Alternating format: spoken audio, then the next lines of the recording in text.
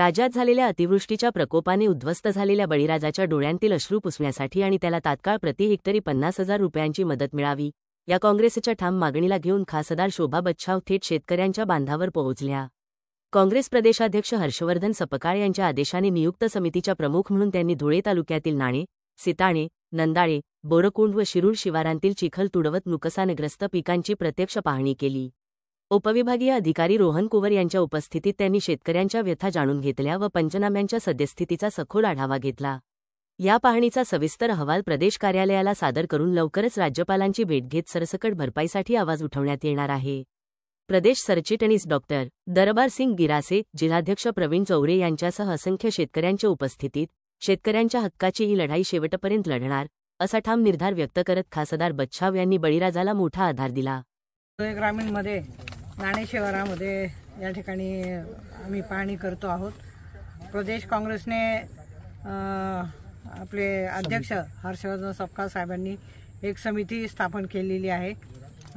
सर्व उत्तर महाराष्ट्राची जी कमिटी आहे त्या पाहणी कमिटीच्या माध्यमातून आम्ही अतिवृष्टीमध्ये ज्या शेतकऱ्यांचं नुकसान झालेले तर त्याचं आम्ही पाहणी दौरा या ठिकाणी आयोजित केलेला आहे। धुळे ग्रामीणमध्ये हे जे आता कपाशी आहे, ज्वारी आहे, मका आहे, तर संपूर्ण शेतांमध्ये पाणी आहे आणि अशा 100% या शेतकऱ्यांचं नुकसान झालेलं आहे।